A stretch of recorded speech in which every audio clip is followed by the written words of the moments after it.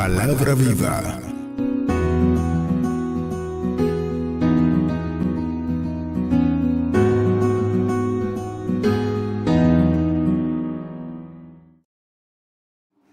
Vamos a darle el saludo a los hermanos de la radio y la televisión, los de las redes también. Les decimos que nosotros somos sus hermanos y oramos al Padre que los edifique, que nos edifique esta noche a través de su palabra en el nombre de Jesús. Por eso le damos un aplauso al Señor por los hermanos de la radio y la televisión. Amén. Abra su Biblia. Vamos a seguir exponiendo este tema que nos ha sacado un par de semanas y meses, pero todavía nos falta exprimir esta palabra hasta donde Dios quiere que entendamos lo que es el señorío de Cristo. Te dirá, pastor, ¿no tiene de qué predicar? Claro, si le hablo más del señorío, miren hermano, el señorío es la vida de Dios. Jesucristo es el Señor. Y hasta que toda lengua no confiese eso, yo creo que el mismo Señor todavía no vendrá. Es una de las verdades bíblicas que dice en el libro de Apocalipsis.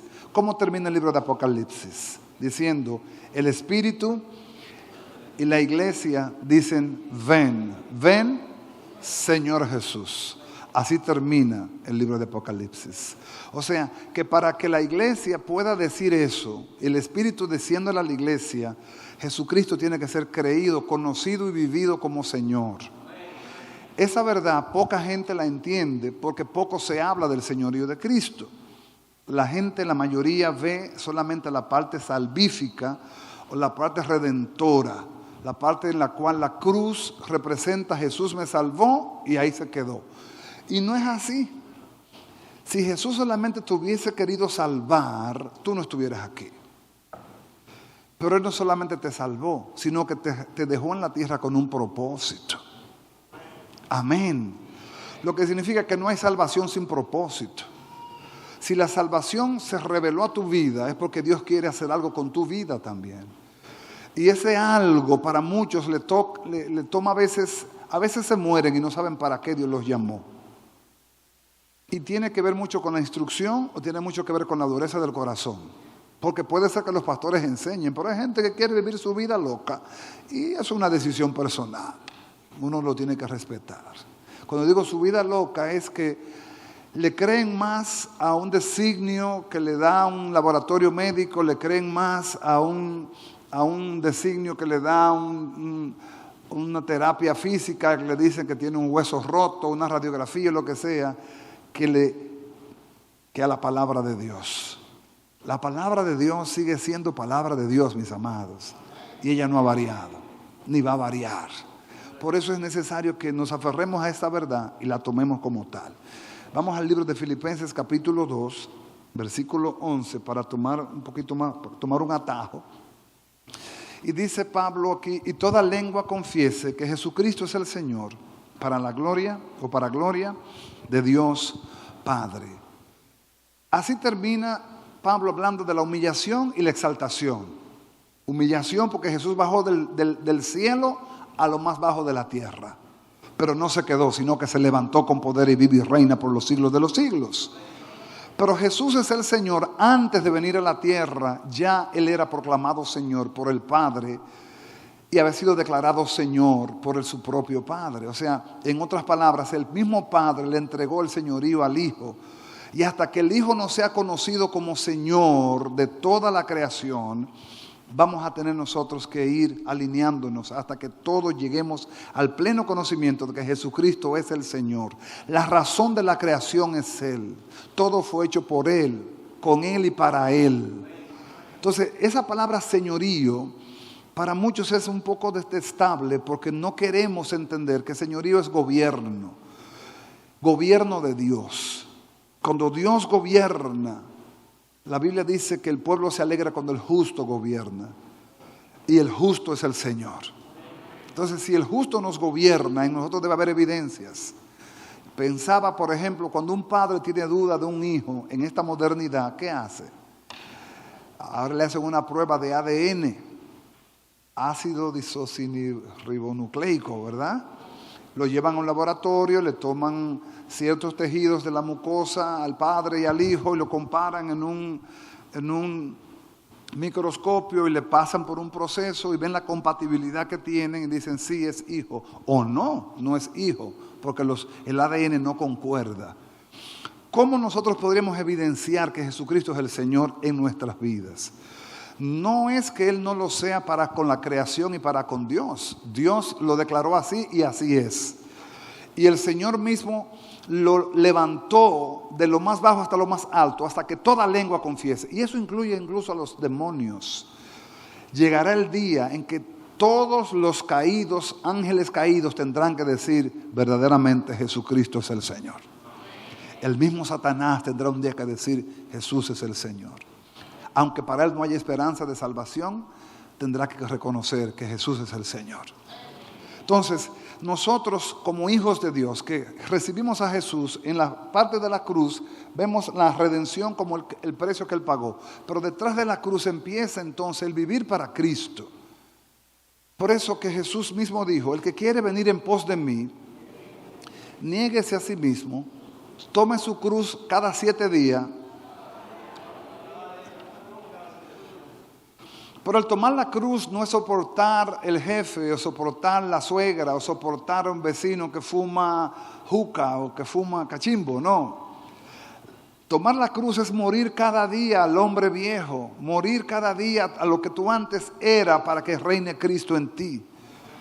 Martín Lutero, que fue el hombre que Dios usó para despertar la iglesia en aquel tiempo de oscurantismo, que la iglesia vivió extraviada, la iglesia vivió desviada, la iglesia vivió confundida, pero Dios levantó un hombre y le abrió un texto de la Biblia y con un texto le despejó todo lo que es la gracia y lo que es la bondad salvífica. No somos salvos por obras, ni somos salvos por tradiciones, ni somos salvos por religiones, ni somos salvos por herencia. Somos salvos por gracia y por fe en Jesucristo.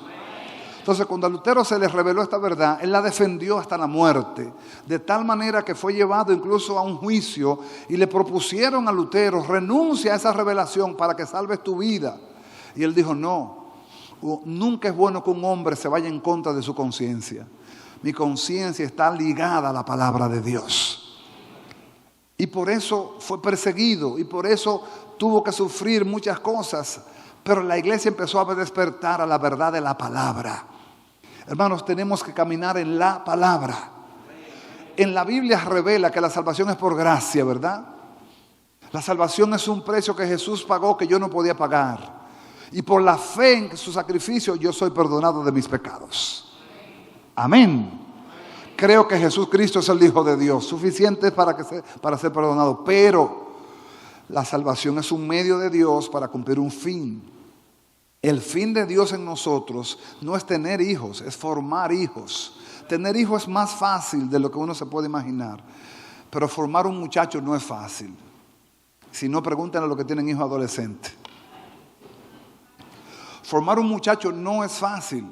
Así con nosotros, formarnos no ha sido tan fácil. Aún tengamos muchos años en el Evangelio, la formación no ha sido tan eficaz. Puede ser por 2 razones. Una, porque no nos lo dijeron. Y 2, porque la hemos resistido. Hay gente que se resiste a la formación.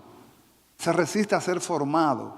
E incluso sacan de contexto verdades elementales del llamamiento. Por ejemplo, Dios al que llama respalda. Eso es verdad, pero eso es media verdad. Porque Dios al que llama primero lo capacita. Y esa es la parte que mucha gente no quiere. Que lo instruyan. Que le den la instrucción. Y resisten la instrucción. Y por eso vemos tantas cosas extrañas que pasan en los púlpitos, en los ministerios, tantas enseñanzas que uno dice, ¿de dónde sacan esto? ¿De dónde rayos sacan esta enseñanza? La sacan de su propia concupiscencia, la sacan de su propia mente, la sacan de fábulas, como dijo el apóstol Pablo, porque no leen la Biblia. Este es el tiempo que hay que leer la Biblia, mis hermanos, más que nunca, en el nombre de Jesús. Entonces, cuando Lutero leyó en la Biblia que había una lucha constante entre el hombre carnal, o sea, el hombre en Adán, y el hombre en Cristo, el hombre nuevo, entendió entonces que cuando usted se bautiza, no significa que ya usted no peca. Usted se bautiza como una manera de dar testimonio público de que usted muere al viejo hombre simbólicamente, pero ese viejo hombre se levanta igualito en sus espaldas. Si usted no lo mata todos los días, él va a vivir detrás de usted todo el tiempo. Y Lutero dijo una expresión que yo me la aprendí porque me dio risa cuando él la dijo. Él dijo, cuando yo me bauticé pensé que el viejo hombre se había muerto, pero ese sinvergüenza siguió vivo y tengo que matarlo todos los días. O sea, tengo que matarlo, ¿cuántos? Todos los días. Entonces, por eso la cruz. Por eso Jesús dijo, si alguno quiere venir en pos de mí, niéguese a sí mismo, tome su cruz cada día y sígame. Es imposible seguir a Cristo sin la cruz. Es imposible ser cristiano sin cruz. Es imposible, completamente imposible. Es simplemente una hueca filosofía o quizás una apariencia o quizás un tipo de coaching motivacional que hoy día es muy moderno. Incluso me acabo de enterar con dolor de mi alma que muchos ministros ya no quieren que le llamen pastores, quieren que le llamen coach. Digo, pero esto da vergüenza. En cierta ocasión a Charles Spurgeon, un predicador quizás el más renombrado de todos los predicadores de la historia moderna, cuando digo moderna estoy hablando que no es algo de antes de Cristo, ni en los tiempos apostólicos.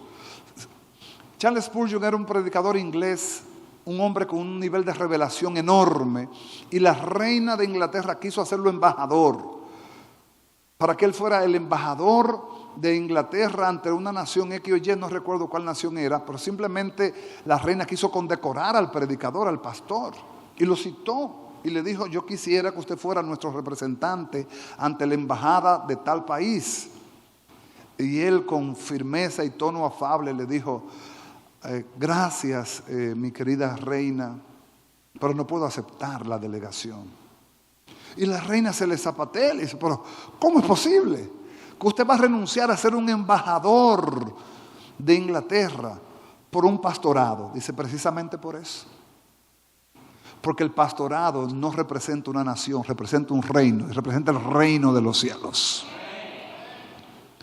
Por eso mismo no acepto el cargo. La reina se quedó con la boca abierta. Ya hoy día mucha gente no quiere que le llamen pastor. O mucha gente no quiere que le llamen así, sino que le llamen coach. Yo me quedé con la boca abierta. Porque, ¿qué es un coach? Una persona que anda tratando de sacar lo mejor de ti. Pero yo te quiero decir que lo mejor de ti en Cristo Jesús es trapo de inmundicia. ¿No te gustó?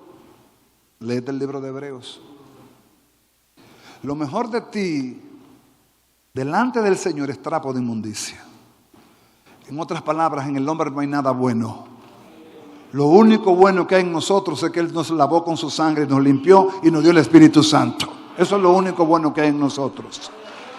Amén. ¿Por qué el Evangelio se ha vuelto en cierto modo tan light, tan liviano? Porque el Evangelio lo hemos humanizado a la conveniencia de cada quien.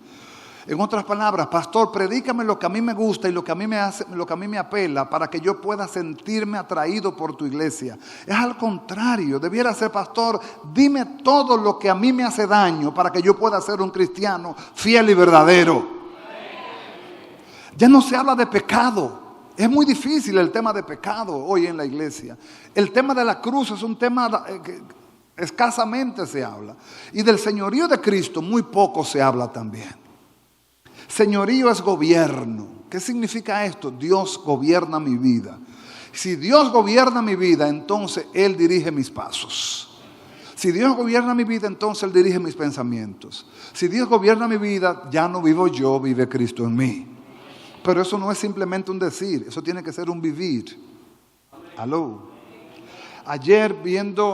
Hoy viendo el funeral de este ministro que mataron, para mí muy penoso, por muchas razones, muy penoso.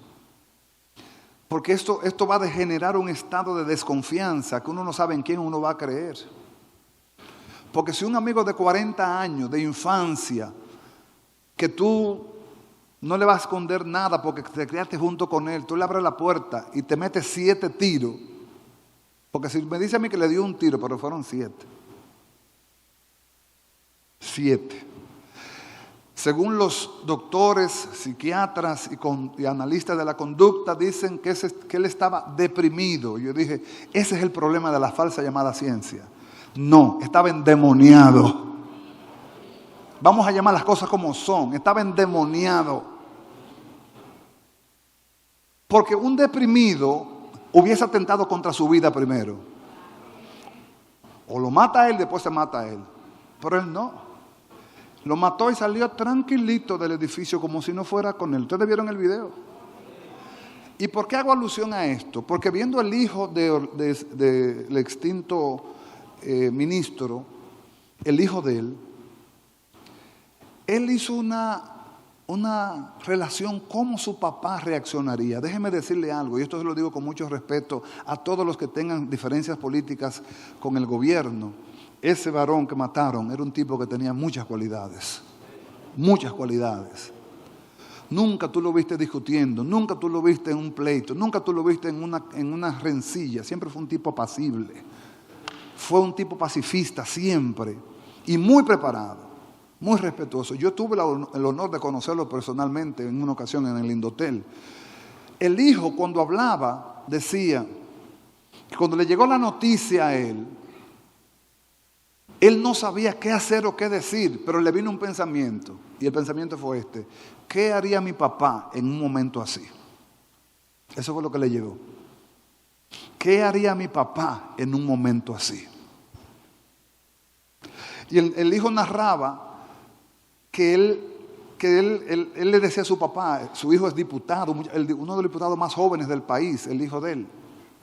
Le decía, papi, pero un día coge un pique, un día ha hecho una mala palabra en una reunión, un día di algo. Y él le decía, no, es que en un partido de gente caliente se necesita una gente que tenga sangre fría, y ese soy yo, que tenga la sangre fría. Él tenía la sangre muy fría, él era muy calculador. Entonces, cuando el hijo le llegó la noticia de que habían asesinado a su papá, él se paniqueó y dijo, ¿qué hago? Pero entonces le vino el pensamiento, ¿qué haría mi papá en un momento así? Su papá hubiese tomado las cosas, hubiese buscado el momento más tranquilo, buscado un centro de equilibrio, sea cual sea espiritual, sea haciendo ejercicios de respiración, como sea. Y dio una declaración muy hermosa el hijo. Bueno, ustedes vieron que lo han comentado mucho del presidente. El presidente dijo una expresión que la han tomado incluso la prensa como, ¿qué quiso decir el presidente con esto? Porque la familia emitió un comunicado y dijo, nosotros perdonamos a fulano de tal y nosotros le declaramos palabra de paz al final. Cuando el presidente habló, dijo, bueno, la familia lo perdone, pero para mí que lo perdone Dios. ¿Qué quiso decir el señor presidente con eso? Bueno, eso es un comentario de gratis en el momento que vivimos.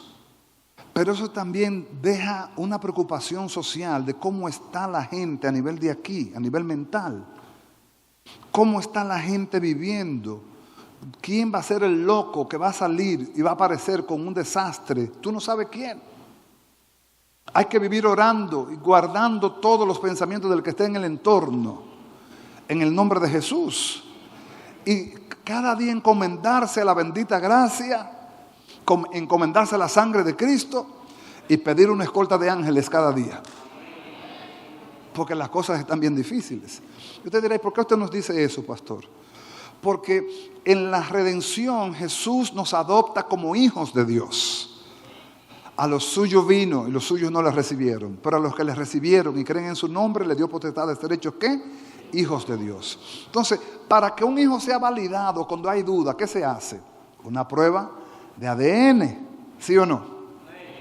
Entonces, nosotros podemos decir que somos hijos de Dios si tenemos evidencias de los genes del Espíritu en nosotros.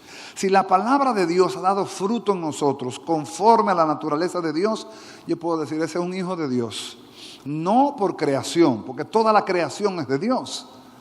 Ahora, un hijo por adopción, un hijo que tiene el ADN de Dios es el que tiene el comportamiento de Dios. Actúa como Dios actuaría, pensaría como Dios actuaría, ejecutaría como Dios ejecutaría. Por eso, amados, es la formación. Por eso que en las iglesias es necesario formar a los creyentes. Instruirlos para que sepa que dentro de ti hay un santo ser que desea crecer en ti para que un día tú puedas representar al Padre. Mientras el heredero es niño, en nada difiere de un esclavo. Mientras el heredero es inmaduro, no se le puede delegar ningún tipo de representación ni autoridad porque es inmaduro. Ahora, cuando madura, sí puede representar. Pero esa madurez no es los años en la iglesia. Esa madurez es la formación que tengas en la iglesia. Hay quienes creen que la madurez viene porque a mí se me cayeron los pelos en la iglesia, o a mí me salió canas en la iglesia. No, hermano. Eso no tiene nada que ver. La madurez cristiana tiene que ver con la instrucción y la aplicación del alimento espiritual que te han dado. Si te han dado alimento sólido y lo has podido aprovechar y aplicar, madura, da fruto.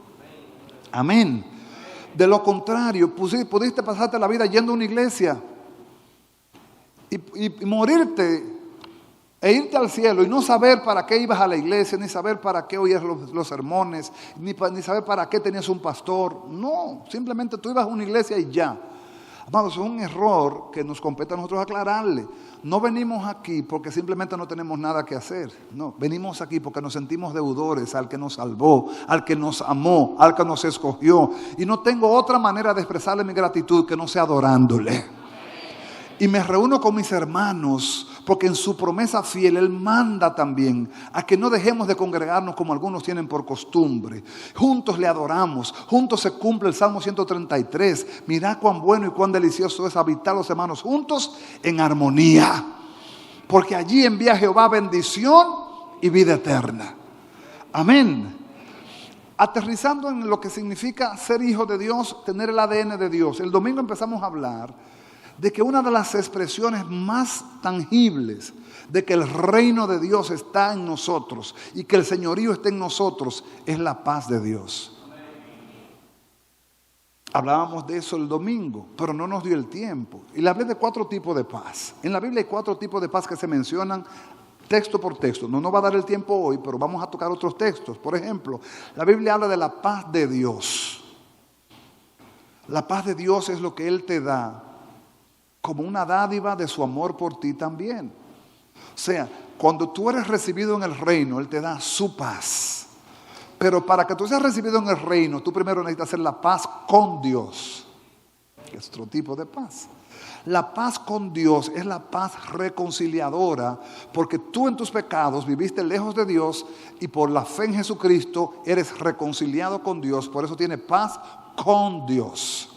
Entonces, cuando tengo paz con Dios, después viene la paz de Dios. ¿Estamos acá, iglesia? Entonces, viene paz de Dios, paz con Dios, pero viene la paz del mundo. Juan 14, 27, paz del mundo. El mundo, paradójicamente, queriendo paz, arma guerra. Los países queriendo paz arman guerra. Hay guerra en el mundo procurando supuestamente la paz. La paz del mundo se ha confundido con comodidad. Teniendo pan y abrigo yo me siento en paz. Eso es comodidad. Eso es tener provisión, no necesariamente tener paz. Hay quienes tienen pan y tienen abrigo y tienen techo y tienen carro del año y tienen cuentas de banco son cuantiosas y no tienen paz. Porque la paz no es el resultado de mi razón. La paz es una dádiva de Dios. Y la paz de Dios, dice Filipenses capítulo 4, verso 6, sobrepasa todo entendimiento. ¿Cómo un ser humano puede estar atravesando una crisis de salud y se siente en paz? Porque la paz de Dios lo abraza. ¿Cómo un ser humano puede estar atravesando una crisis matrimonial y se siente en paz? Porque la paz de Dios lo abraza.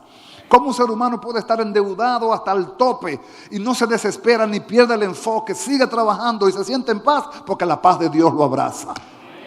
Entonces, cuando la paz de Dios te abraza, hermano, caerán a tu lado 1000 y 10,000 a tu diestra, mas a ti no llegará. Porque la paz de Dios que sobrepasa todo entendimiento guardará tu corazón y pensamiento en Cristo Jesús para que seas diferente al mundo. Tú marcas la diferencia En medio de un mundo que está convulsionado, desesperado, angustiado, triste, abatido, tú eres diferente. ¿Qué pasa contigo? Que tú no reaccionas como los demás. Lo que pasa conmigo es que no reacciono como los demás. Que yo sé que mi Redentor vive y que aún del polvo Él me levantará. Que yo sé en quién he puesto mi confianza. Que no es de 4 años. Que no es por un cargo temporal. Yo puse mi confianza en aquel que fue al madero y pagó por mí. Yo puse mi confianza en aquel que descendió a la tumba y fue a los infiernos por mí. Pero puse mi confianza también en aquel que se levantó el tercer día con poder, venciendo los infiernos, venciendo la muerte, y vive y reina por los siglos de los siglos. Por eso puedo estar confiado. Los que confían en Jehová son como el monte de Sión, que no se mueve, sino que permanece para siempre. Hermano, hermana, en este tiempo de guerra, una de las opresiones más terribles del enemigo es robarle la paz a los creyentes. El diablo hará lo que sea, porque si tú pierdes la paz, es como con una chichigua. ¿Cuántos volaban chichigua aquí alguna vez? Usted sabe, las chichiguas tenían frenillo. ¿Cuántos saben lo que son los frenillos? Por ahí tú controlabas la chichigua. ¿Qué le pasaba si a la chichigua se le rompía un frenillo? Se iba de lado y empezaba a dar vuelta también. Le daba culebrilla. ¿Recuerdan eso? Eso nos pasa a nosotros cuando los dardos del enemigo vienen y se sueltan en contra nuestra, atentan contra nuestra paz. Empezamos a entrar en desasosiego, en ahogo, en agobio, en turbación, y no hacemos diferencia a los demás. Entonces yo me hago la pregunta, si los creyentes andamos como el mundo anda, ¿en qué nos diferenciamos? ¿En que vamos a la iglesia? ¿En que leo la Reina Valera? No hay ninguna diferencia. Y en nosotros sí hay una diferencia y grande. Nada más y nada menos que Jesús es la diferencia. ¿Y sabe cómo es Jesús? Él es el príncipe de paz. Cuando Jesús entró en tu vida, la paz con Dios se hizo automáticamente. Porque el que reconoce al Hijo reconoce al Padre. Y tan pronto hay una recepción hacia el Hijo, el Padre en el cielo valida y dice: eres bienvenido al redil. El Padre te da su paz. El Espíritu Santo viene a ti y corona tu vida con su paz. Y todo lo que el enemigo frague para robarte la paz. Las problemáticas sociales, las problemáticas económicas, las problemáticas con los hijos, las problemáticas matrimoniales, las problemáticas sociales, las problemáticas que hay en el mundo espiritual, la gran mayoría son para quitarte la paz. Y si el enemigo, el Señor los reprenda, logra sacudirte en la paz, tú vas a actuar alocadamente. Y lamentablemente muchos han actuado alocadamente. ¿Cuántos matrimonios se han ido a pique en esta pandemia? De cristianos. Cientos, miles. ¿Cuántos ministros han dejado el ministerio en esta pandemia? ¿Sabe cuánto le digo en Estados Unidos? 10,000 iglesias han cerrado. 10,000.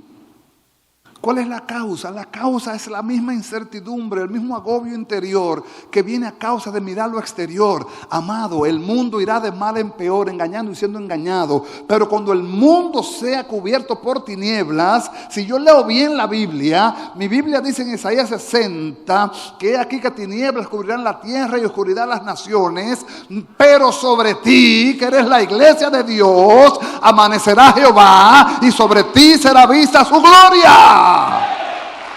En medio de la confusión del mundo habrá un pueblo enfocado. En medio de la confusión del mundo habrá un pueblo enfocado y ese pueblo puede direccionar a otros. Por eso la iglesia es la preocupación de Dios. Amado, a Dios no le preocupa lo que está pasando allá afuera, a Dios le preocupa lo que pasa con su iglesia.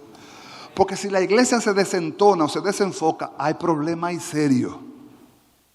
¿Aló? Porque la iglesia es la que se supone que está ahora como el reloj del parque para orientar al mundo que está confundido allá afuera.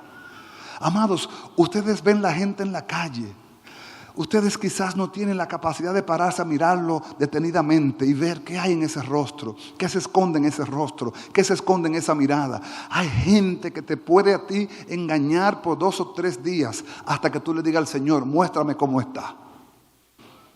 Y vas a encontrar que hay un torbellino dentro en el hombre interior, un torbellino de cosas, de pensamientos, de actitudes y de comportamientos. Por eso se han aumentado los vicios, las drogas han subido, el alcohol ha subido, el tabaquismo ha subido, el sexo ilícito ha subido de una manera extraordinaria, porque el hombre anda buscando un refugio y todo lo que encuentra son falsos. Necesitamos la iglesia enfocada para que la iglesia direccione a esas personas. Pero si la iglesia está mal enfocada, ¿y entonces a dónde iremos? ¿De quién me agarraré?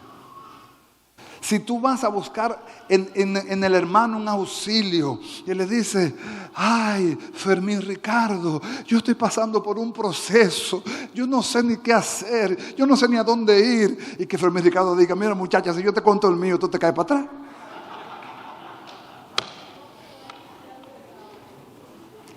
Lo que debe ser es que él le diga, mira, así como tú estás, estaba yo. Y un día entendí que había uno más fuerte que yo y más grande que yo, que estaba dispuesto a ayudarme con mis cargas. Porque mis cargas todas terminaban en una palabra que la gente no la quiere oír, pero te la tengo que decir. Todas las cargas humanas que tú veas hoy comienzan con el pecado del hombre. Cuando una gente viene a buscar una consejería donde mí, frecuentemente vienen personas que yo ni los conozco muchas veces. Cuando empezamos a hablar, les digo, dime, ¿cuál es tu necesidad? Cuéntame, háblame. Y después que me hablan, les digo, ¿cómo está tu relación con Dios? Porque después que tú hagas la paz con Dios, todo lo demás se puede pelear. Pero hasta que tú no tengas tu problema resuelto con Dios, lo demás es secundario. Primero hay que resolver el problema con Dios. ¿Estamos acá, iglesia? Entonces, eso lo hace una iglesia que está enfocada y una iglesia que sabe para dónde va. ¿Estoy hablando en español? Entonces, ¿por qué hablo de la paz? Porque la paz es un fruto del Espíritu, pero es un pilar del reino de Dios. Es un pilar del reino de Dios. El reino de Dios, dice la Biblia, Romanos 14:17, no consiste en comida ni en bebida. El reino de Dios no es una apariencia, el reino de Dios no es una moda, el reino de Dios no es una temporada, el reino de Dios es el gobierno de Dios. Y dice que no se define como algo visible o tangible, sino se define con justicia, paz y gozo por el Espíritu Santo. Así lo define el apóstol Pablo, Romanos 14:17, porque el reino de Dios no es comida ni bebida, sino justicia, paz y gozo por el Espíritu Santo. Entonces, la paz, diga conmigo, la paz es prueba de mi ADN. Si te hicieran la prueba del ADN, tienen que encontrar paz en ti. Porque tú eres hijo del Dios de paz.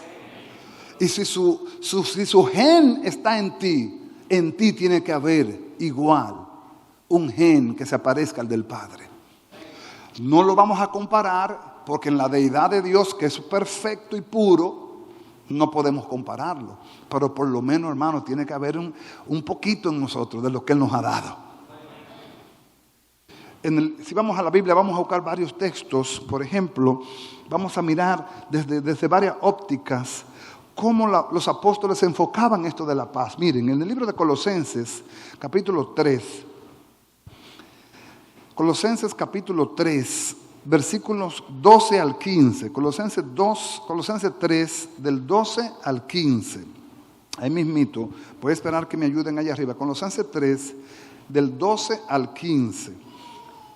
Ahí mismito, espero por allá arriba que me ayuden para darle lectura. Colosenses 3, del 12 al 15. Bueno, si usted lo tiene en su Biblia, lo podemos leer entonces también. El apóstol Pablo, cuando escribe esta epístola a los colosenses, dice, vestíos pues como escogidos de Dios, santos y amados, de entrañable misericordia, de benignidad, de humildad, de mansedumbre, de paciencia, soportándoos unos a otros y perdonándoos unos a otros. Si alguno tuviere queja contra otro, de la manera que Cristo os perdonó, así también hacedlo vosotros. En el 14 dice, sobre todas estas cosas vestíos de ¿qué? De amor, que es el vínculo perfecto. Ahora, oiga lo que dice el 15. Y la paz de Dios gobierne vuestros corazones, a la que asimismo fuisteis llamados en un solo cuerpo, y sed agradecidos.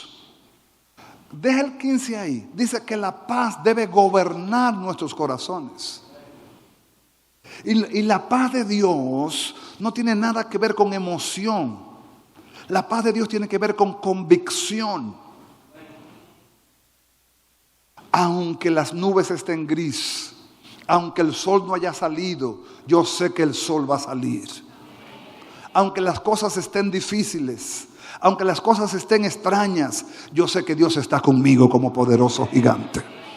Aunque pueda ver que el mundo está revolteado con las patas para arriba, yo sé en quién he puesto mi esperanza. Por eso que todo lo que se alinee a la bondad y a la verdad de Dios tiene que ser sostenido por la fe. La paz nuestra no es un ejercicio que estamos haciendo como hacen algunas doctrinas esotéricas de respiración. Respira profundo. Cuéntate 1500. No. La paz nuestra es porque Él me dio su paz y yo creo que tengo su paz. Y su paz guarda mi corazón y mi mente. Y puedo pensar como piensa un hombre que tiene el Espíritu Santo. No es que yo estoy haciendo un ejercicio. No. Es que ya la paz de Dios está dentro de mí. Ahora, la palabra es, ¿me gobierna su paz? Porque la paz está, pero quizás no nos gobierna todavía. Y ahí es donde viene el tema del carácter del cristiano. ¿De qué se trata todo el señorío?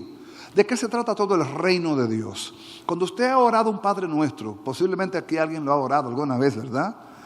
¿Alguien ha orado el Padre Nuestro alguna vez? Decimos, venga a nosotros tu reino. ¿Tú sabes lo que significa? Venga a nosotros tu reino. Venga a nosotros tu gobierno. En otras palabras, cuando usted dice venga a tu reino, usted le está diciendo a Dios, gobiérname tú. Pero ese gobiérname tú no es un decir, es un vivir. Por eso, cuando usted es maduro en Dios, usted se va a dar cuenta de que usted, mientras más maduro en Dios, menos usted toma decisiones por sí mismo. Usted consulta más a Dios que lo que usted antes consultaba. Hay un versículo bíblico que lo refleja fácil. ¿Usted recuerda cuando el Señor le pregunta, Pedro, ¿tú me amas? Y Pedro le dice, sí, Señor, tú sabes que te amo. El Señor le dice, bueno, pastorea mis ovejas. Pedro, ¿me amas? Sí, Señor, tú sabes que te amo. Pastorea mis corderos. Pedro, ¿tú me amas? Pastorea mis... Entonces, Jesús le dice a Pedro, el Señor le dice a Pedro, Pedro, cuando tú eras joven, tú te ceñías. Pero cuando tú seas viejo, otro te va a ceñir a ti. ¿Sabes lo que le estaba diciendo Jesús? Mientras tú eres un niño espiritual, tú haces lo que quieres. Pero cuando tú eres maduro, el Señor te ciñe. 3 dijeron amén. Es que es fácil cantar, al que me ciñe de poder, aquel que mi victoria es. Solo a Él, eso es fácil cantarlo. Lo difícil es cuando Dios te dice, no te muevas porque no quiero que te muevas. Espera en mí, yo tengo respuesta para ti, pero espera. Ay, esta naturaleza desesperada que tenemos nosotros, cuando nos dicen espera. Miren, hermanos, hay gente que dice, mira, dime no, pero no me ponga a esperar.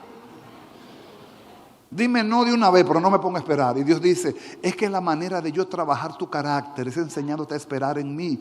Aunque tú no veas respuesta a tus oraciones, aunque tú no veas respuesta a tus ayunos, tú no estás sembrando en el mundo natural. No es coco, no es batata, no es yuca, no es maíz. Tú estás sembrando una palabra de fe que va a dar su fruto en su tiempo. Lo único que tú necesitas es ahora, después que la sembraste, es retener la convicción de lo que tú le pediste a Dios. Dios te lo dará cuando fuere tiempo.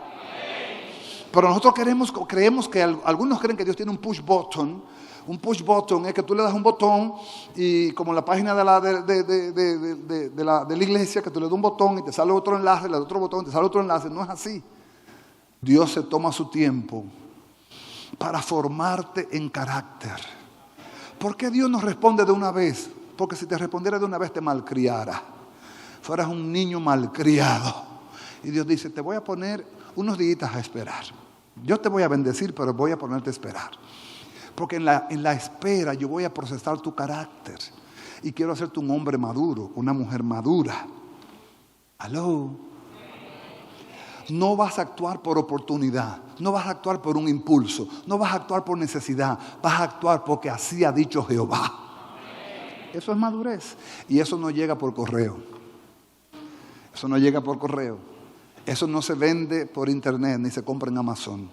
Eso llega por la vivencia con Dios. Entonces, la paz de Dios, dice la Biblia, gobierna nuestros corazones.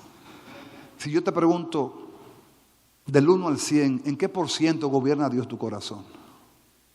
No me responda. Del 1 al 10, ¿en qué por ciento gobierna Dios tu corazón? Amados, si nos examináramos y fuéramos sinceros, muchos estaríamos de 3 para abajo. De 3 para abajo. De cada 10 decisiones que tomamos, 7 las tomamos sin consultarle a Dios. Nos casamos, nos divorciamos, nos mudamos, vendemos, compramos, abrimos negocios, esto y lo otro, sin consultar con Dios y sin esperar que Dios diga, es mi voluntad. Y por eso vemos lo que vemos, cristianos desesperados, cristianos angustiados y gente que no parece que tiene a Dios en su corazón porque actúa alocadamente. Hermanos, la paz de Dios marca la diferencia. La paz de Dios es la que te va a hacer a ti marcar la diferencia entre uno y otro. Paz de Dios. No hablo de pasividad, hablo de paz de Dios. Templanza, certeza. Dios está en control. Aunque usted vea lo que vea, Dios está en control. Aunque usted oiga lo que oiga, Dios está en control. Y yo sé que Él está en control. ¿Por qué lo sé? Porque lo creo. No por lo que veo, es por lo que creo. ¿Estoy hablando en español? La paz de Dios es tan frágil como la leche. La leche es el alimento más frágil del mundo. El alimento que más fácil se daña es la leche. La paz es el fruto que más fácil se altera. Un semáforo le altera la paz a cualquiera. Un semáforo, sí. Sí. Le altera la paz. Una gente mal parqueada le altera la paz. Una gente con una música altísima de madrugada le altera la paz. Pero si usted guarda su corazón, si su corazón es gobernado por Dios, nada va a alterar tu paz. Porque tu paz no depende de lo que está pasando afuera. Tu paz depende de lo que tú tienes adentro. ¿Alguien puede entender esto? O sea, tu paz no depende de lo que está pasando allá. Tu paz depende de lo que tú tienes adentro. Y el que tú tienes adentro gobierna tu mente, gobierna tu vida. Por eso, hermanos, nosotros no podemos andar despavoridos como anda el mundo. Tenemos que andar en la paz de Dios y en la certeza de Dios. Dios está en control. Así que si usted puede y tiene libertad en su boca, decirle a alguien, mira, ten paz. Dígale, ten paz. Ten paz. Ay, sí, muy fácil para el pastor decir ten paz, pero mañana tengo que pagar la casa. Amados, por eso los recursos de Dios están ahí para que la iglesia los use. Ora. ¿Qué te aflige? Ora. La Biblia manda a orar en todo tiempo. Y la Biblia da como resultado la paz después de orar. Porque hay momentos en que tú te sientes también como cualquiera ser humano, abrumado. Oye, cualquiera se abruma. Pero entonces voy al trono de la gracia, echo mis cargas y ansiedades delante de Él, como dice el Salmo, y Él tiene cuidado de mí. Me puedo levantar tranquilo y decir, yo sé que el mundo está convulsionado afuera, pero yo salgo bajo la protección del Dios Todopoderoso. Salgo en paz. Me voy en paz. Amén, mis amados. Puedo compartir con otros la paz. Puedo también ser, como dice la Biblia en Mateo 5, un pacificador, que vea a una gente desesperada, lo pare y le diga, ven acá, ven acá, ven acá. Dame 2 minutos. Te veo turbado, te veo afanado, te veo como desesperado. ¿Tú me permites hacer una oración por ti? Y la gente que anda desesperada anda buscando que alguien que tenga la paz de Dios le imparta. Padre, en el nombre de Jesús, yo no sé cuál es la deuda, no sé cuál es la carga, no sé cuál es la aflicción de mi hermano, pero no hay ninguna carga que tú no puedas, Señor, darle fuerza. Ahora en el nombre de Jesús, imparto tu paz, imparto tu señorío y tu gobierno sobre mi hermano. Y ruego, Dios mío, que lo guíes y lo guardes en el nombre de Jesús. Hermano, el problema no cambió, la perspectiva del problema sí. El problema no cambió, la perspectiva fue la que cambió. La deuda posiblemente es la misma, pero ahora tiene otra perspectiva de la deuda. ¿Por qué? Porque ahora tú no la ves como la ve el hombre natural. Ahora tú la ves como la ve el hombre espiritual, sabiendo que para el que cree todo le es posible. Y aunque gigantes se levanten en contra nuestra, nosotros venceremos en el nombre de Jesús. Por eso se mide el hombre espiritual y el hombre natural. En la iglesia se mide también. Cuando Moisés manda a los 10 espías, los 12 espías a la tierra de Canaán, ustedes recuerdan, ¿verdad? ¿Han leído la Biblia? Los 12 fueron y vieron la tierra. Y de los 12, 10 dieron un informe. Óyeme, horroroso el informe. Pero ya Dios le había dicho a Moisés que esa tierra era de ellos. Que ellos la poseerían, que esa las entregaría. Los 10 primeros dijeron, ¡ay, Moisés! ¡Ay, Moisés! En esa tierra hay unos tipos que son así, gigantes, fuertes, son expertos guerreros y nosotros parecemos langostas delante de ellos. ¿Usted sabe lo que es una langosta? Un grillito del campo. Nosotros parecemos grillitos del campo delante de ellos. Y los 10 dieron su informe y se levantaron 2. 2 que no veían como los otros 10. La fe no niega la realidad, pero la confronta. Le dijeron a Moisés, it's true, es verdad, allá hay gigantes, es verdad, nosotros parecemos langosta, pero, escucha Moisés, pero Jehová dijo que esa tierra es de nosotros, y si Jehová lo dijo, nosotros nos los vamos a comer a ellos como pan. Oh, gloria a Dios. Ellos no miraban como los demás, miraban diferente. Es verdad, el mundo está difícil, es verdad, las cosas están difíciles, pero sobre ti amanecerá el sol de justicia. El problema estará ahí idéntico, igualito, pero la óptica va a cambiar. Ahora yo veo desde la óptica de Dios. Ahora ya yo no veo, es más, abro mi boca para decir esto con mucho respeto y autoridad. Tú no estás viendo tus circunstancias ahora igual que como cuando tú entraste. Porque ahora tú sentado ahí estás viendo tus problemas y tus dificultades desde la óptica del reino, desde la óptica de arriba, diciendo, si Dios está conmigo, ¿quién es contra mí? Diciendo, si el grande y poderoso se levanta conmigo, yo pelearé mis batallas. En el nombre de Jesús, aunque se levanten 1000 gigantes, aunque se levante un ejército en contra mía, diré como dice el Salmo, aunque un ejército acampe contra mí. ¿Te acuerdas de eso, pentecostales, hermanitos, verdad? No temerá mi corazón. ¿Te acuerdas de eso, Melvin? Aunque contra mí se levante guerra, yo estaré confiado en mi Salvador. La paz de Dios no es algo trivial. La paz de Dios es un fundamento. La paz de Dios no es un adorno en la pared. La paz de Dios es zapata de vida que sostiene un edificio. No es un cuadro para decorar la sala, no es un cuadro para decorar la habitación. La paz de Dios es un fundamento. Y si tú puedes retener ese fundamento en medio de un mundo convulsionado, tu luz brillará delante de los hombres y el nombre de Dios será glorificado en ti. Porque tú tendrás entonces la capacidad de poder dar lo que tienes. Ay, pero si tú te desesperas, iglesia. Si nosotros los ministros nos desesperamos, ¿a dónde irá el mundo a buscar consuelo? Dígame usted. ¿Aló? Si nosotros los cristianos perdemos el enfoque, o se nos va la guagua, como decimos, ¿a dónde irá el mundo a buscar orientación?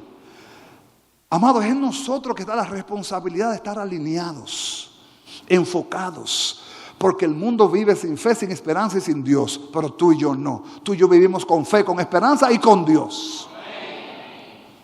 Dígale a alguien otra vez, paz sobre ti, hermano, paz.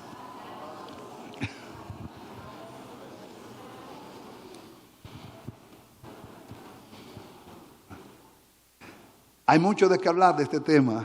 Yo le dije, hay mucho de qué hablar. Miren, venga conmigo, vamos a leer otro texto, dándole un poquito más ya para sellar este tiempo.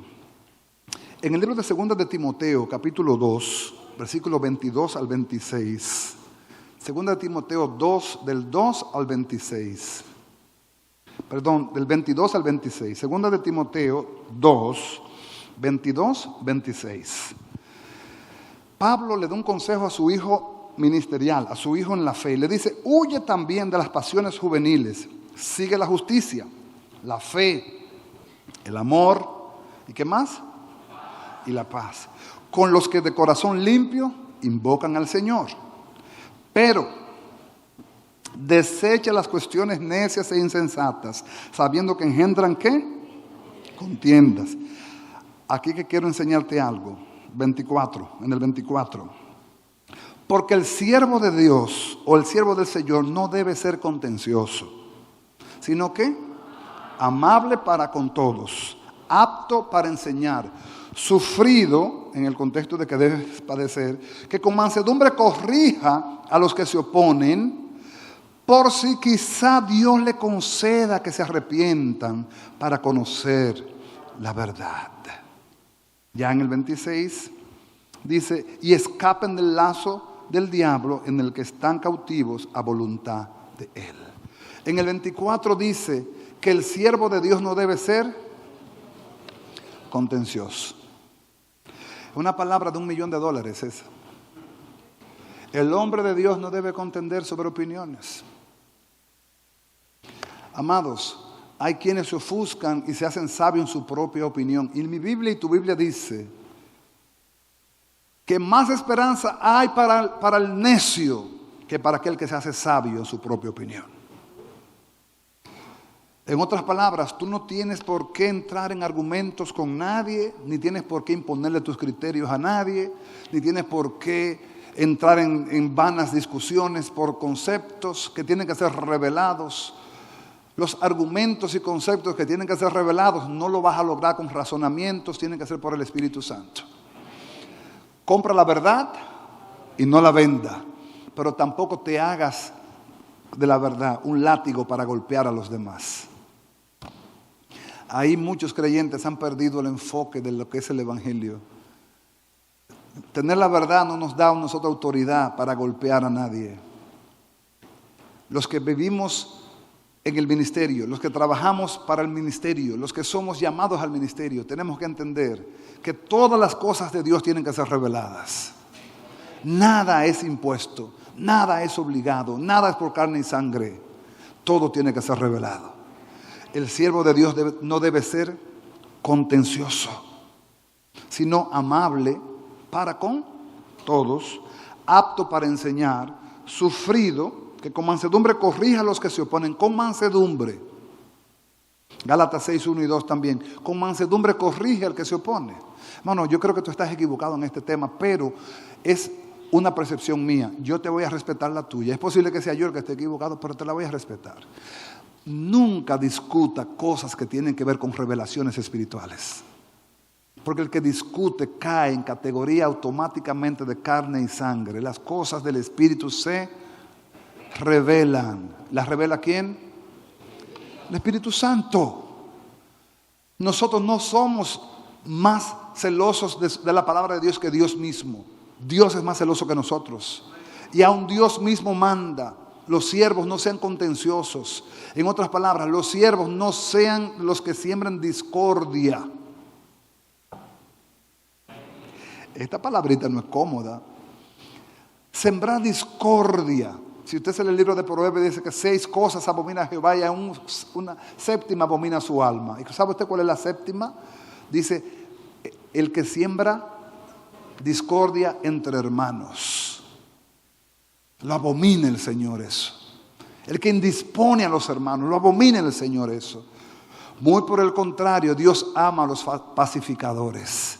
Dios ama a los que buscan que dos hermanos se reconcilien. Dios ama a los que buscan que dos hermanos se sienten y dialoguen y busquen un mecanismo de arreglar las diferencias. Dios ama eso, porque Dios es el Dios de paz.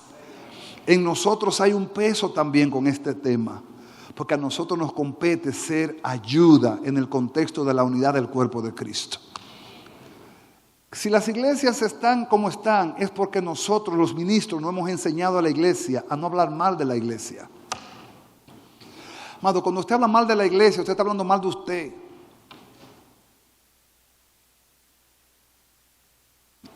Porque usted es la iglesia. ¿Aló? Y hay un proverbio popular que dice que los trapos sucios se lavan en casa. ¿Por qué hay que sacar los trapos sucios a la luz del sol? ¿Sabe por qué? Porque no hay madurez para entender lo que somos como cuerpo. Amado, si la iglesia está mal, yo estoy mal. Si la iglesia está chueca, yo estoy chueco. No vamos a decir, como algunos se creen, que la iglesia de ellos está bendecida. Hermano, si la iglesia va mal, todos vamos mal. Porque ese es el cuerpo de Cristo. Si la iglesia se desenfoca, nos desenfocamos todos entonces. Por eso Dios aún en medio de este tiempo levanta su voz para que la iglesia alinee sus pasos a la verdad profética. No podemos ir nosotros sembrando discordia ni contienda dentro del mismo cuerpo de Cristo. Ame al hermano aunque él no lo ame a usted. Valore al hermano aunque él no lo valore a usted. Considere su culto como un culto digno. ¿Por qué? Porque es para Dios, aunque no adore como usted adora, aunque no predique como usted predica, aunque no enfoque como usted enfoca, pero lo está haciendo para Dios. Entonces, dele a ese hermano la validación que lo va a usted a levantar como una persona madura. ¿Sabe lo que usted le debe dar? Respeto. ¿Por qué es que vienen los conflictos entre los seres humanos? ¿Por qué es que hay tantos problemas entre los seres humanos hoy día? La respuesta es simple: por la falta de respeto. La falta de respeto. Oiga, cuando a usted le falta respeto a una persona, de inmediato la paz se rompió. Se rompió la paz de inmediato. Cuando a un hermano le falta respeto a otro hermano, se rompió la paz. Cuando a un ministro le falta respeto a otro ministro, se rompió la paz. Cuando a la esposa le falta respeto al esposo, se rompió la paz. Cuando a la esposa le falta respeto, se rompió la paz. La falta de respeto. Pero ¿qué es la Biblia? ¿Qué significa respeto en la Biblia? Temor de Dios. Eso es respeto en la Biblia, temor.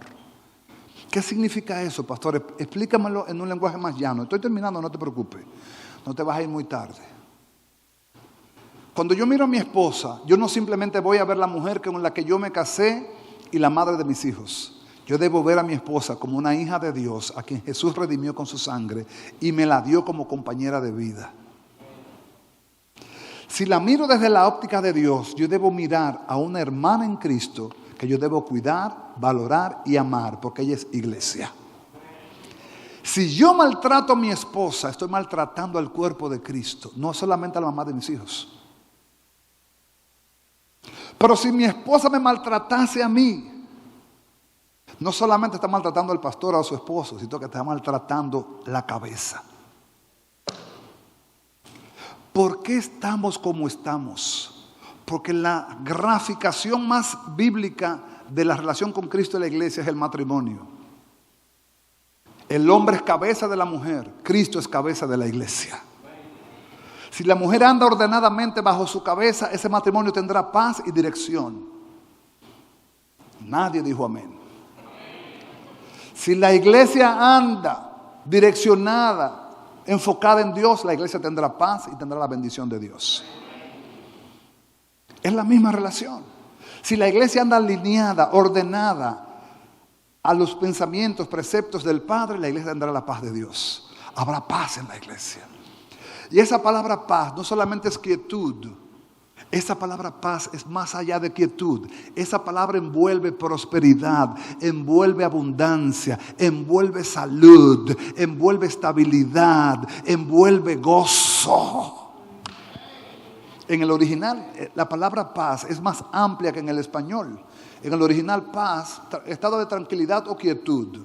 pero en el hebreo es shalom, que significa prosperidad, generosidad, abundancia, prosperidad. Cuando la Biblia dice que Dios ama la paz de su pueblo, que todavía no he llegado ahí, me falta mucho por hablar de la paz todavía. ¿Saben lo que está refiriéndose el proverbista cuando dice que Dios ama la paz de su pueblo, de sus siervos? Es que Dios ama que sus hijos sean prósperos. No está hablando que a sus hijos Dios los va a hacer rico. Le está diciendo que Dios ama que a sus hijos no les falte nada. Para que usted no vaya a torcer el concepto de prosperidad. Prosperidad no es que usted tenga avaricia, prosperidad es que a usted no le falte nada. Y usted tenga para dar y no para pedir. Nosotros tenemos un compromiso con el cuerpo de Cristo, de tal manera que aunque mis hermanos no me amen, los amaré. Que aunque mis hermanos no quieran saber de mí, los buscaré. Y el día en que le pueda servir, le serviré también. Porque somos un cuerpo. Indistintamente de que tengamos nombres diferentes, indistintamente de que tengamos manera de adorar diferente, porque tengo manera de predicar diferente, porque tengo manera de vestir diferente, somos un cuerpo. Y la abominación más horrible es cuando la iglesia misma se mutila. Capítulo 3 de Filipenses, el apóstol Pablo dice que nos cuidemos de los perros y de los mutiladores del cuerpo. ¿Cómo así? Mutiladores del cuerpo, cuando la iglesia misma se muerde a sí mismo. Hermanos, no, porque no adoren como yo, no, porque no predican como yo, no, porque no visten como yo, no, ámenlo. El cuerpo es el cuerpo y hay que cuidarlo. Y cuando usted lo ama y lo respete, ¿sabe lo que va a haber? Paz. ¿Va a haber qué? Y esa paz es la que el mundo quiere ver también en la iglesia. A nosotros nos preguntan y nos da vergüenza. Yo estoy en radio y televisión y nos da vergüenza que a veces la gente le pregunta: ¿tú eres cristiano? Sí. ¿De cuáles? Entonces, ¿a quién le han hecho esa pregunta? ¿Tú eres cristiano? Sí. ¿De cuáles? Como si nosotros fuéramos pila AA, pila AAA, pila A, pila 9 voltios. Como si fuéramos un tipo de batería. O un tipo de pasta dental, antisarro, antibacterial, si yo qué. Amados, somos cristianos. Tenemos el mismo ADN, la misma sangre, el mismo bautismo, la misma fe, la misma gracia, el mismo don. Y tenemos una misma esperanza, irnos con Cristo en el día de su venida gloriosa. Por eso no hablemos mal de la iglesia. Si somos entendidos de lo que es la paz, valoremos a los hermanos, amemos a los hermanos, suframos con los hermanos. ¿Usted cree que no se va a sufrir? Se va a sufrir. Hermano, es doloroso cuando tú saludas a una gente y le dices: Dios te bendiga, y te ven el brazalete y dice: usted no es cristiano, nada. Eso duele. Entonces usted le dice: que me lo quito. Dios te bendiga. Sí, pero todavía lo tiene en el bolsillo. Pues hermano, mira, yo no lo voy a votar porque me costó dinero. Yo lo que quiero es expresarte mi deseo de que Dios te bendiga. ¿Tú quieres recibir la bendición? Amén. ¿No la quieres? Padre, la que Él no quiso, dámela a mí entonces. ¿Qué dice la Biblia? ¿Qué dice la Biblia? Si tú vas a una casa y hay un hijo de paz, cuando entres en la casa di: Shalom, paz a esta casa. Y si hubiera un hijo de paz, ¿qué pasará? La paz de Dios va a permanecer ahí. Pero si no hubiese ningún hijo de paz, ¿qué va a pasar? La paz se volverá a ti. Tú no pierdes. Tú no pierdes. Bendecid y no maldigáis, dice el Señor. Bendice a los hermanos. Levanta tu mano y bendice a los hermanos. En el nombre de Jesús. Cuando pase por una congregación, hermana, bendícela en el nombre de Jesús. Padre, bendícela, súplele, que ese hombre de Dios nunca se desenfoque, que se mantenga enfocado. Guárdalo, Señor. Levanta tu testimonio en esta casa en el nombre de Jesús, porque esa es la iglesia del Señor. ¿Alguien está entendiendo alguito? Porque sin paz y sin santidad nadie verá al Señor. No me venga con el cuento de que sin paz y sin santidad. Primero hay que tener paz, hermano. Vamos a hacer las paces. Vamos a amar a los hermanos, vamos a cuidar a los tiernos, vamos a darle la cobertura de bendición y de oración en el nombre de Jesús. Aunque no quieran saber de nosotros, Jesús no murió por los que lo amaban, Jesús murió por los que le aborrecían. Eso es muy profundo para gente que tiene sueño y son las 9:30 de la noche ya. Jesús no murió por los que le amaban, Jesús murió por los que le aborrecían. ¿Aló? Ahora envió su Espíritu Santo para que nos convenza de su verdad y ponga de su amor en nosotros. Y nosotros ahora le amamos a Él porque nos amó primero.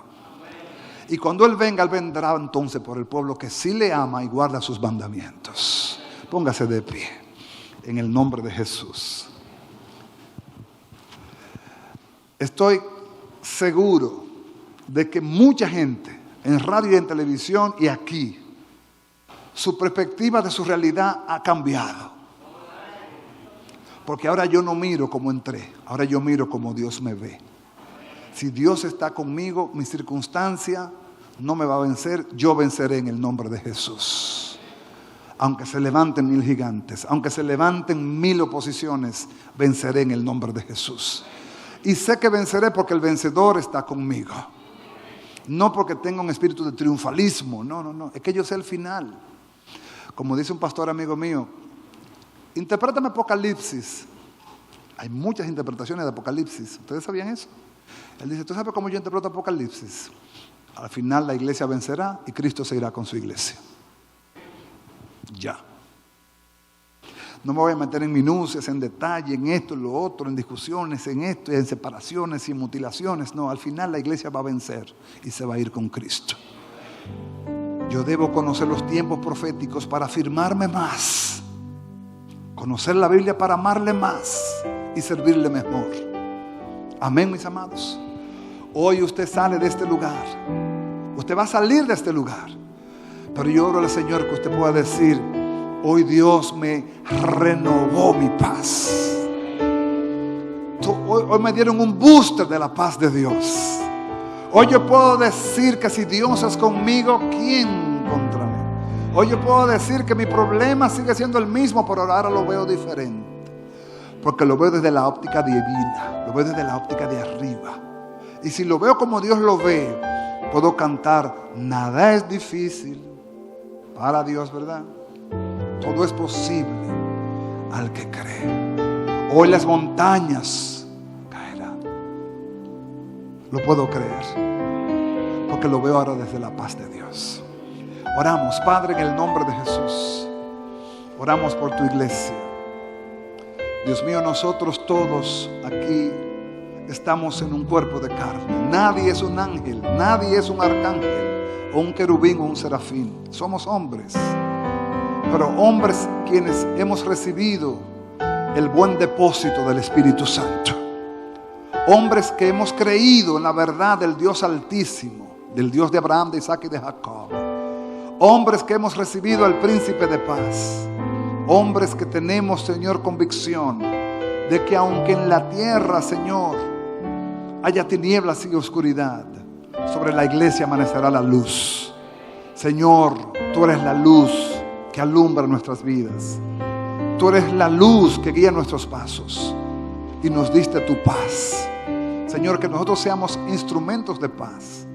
Que al salir de este lugar podamos vivenciar paz, portar paz, llevar paz, Dios mío. No dejarnos provocar cuando alguien nos incita a salirnos de la paz. Cuando alguien nos provoca como para que nos salgamos del causal, Dios mío, del trillo que tú has prefijado para nosotros. No nos dejemos provocar. Dios mío, en el nombre de Jesús, por el poder de tu palabra, Padre. La promesa firme y fiel en Jesucristo es que en ti somos más que vencedores. No importa circunstancias, no importa adversidad, no importa, Dios mío, lo que tengamos que enfrentar, en ti somos más que vencedores.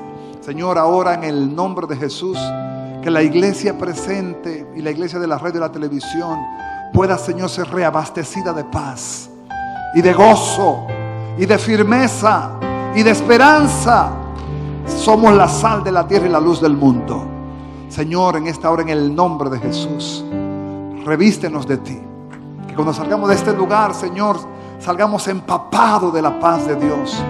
Que destilemos paz, Señor, en el nombre de Jesús y para la gloria de tu nombre. Oro por los hermanos que están en radio y televisión también, para que tú lo hagas, instrumentos de tu paz, para la gloria de tu nombre, en el nombre de Jesús. Amén y amén. Centro Cristiano El Buen Samaritano. Síguenos por radio, televisión y a través de las redes sociales.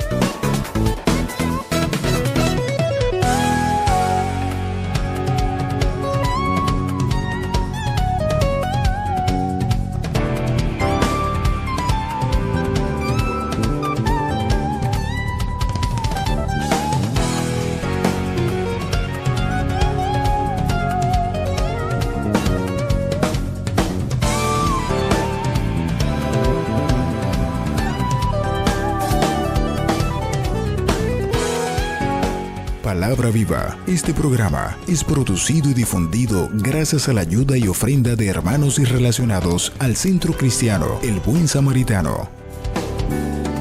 Hasta la próxima entrega con más de Palabra Viva.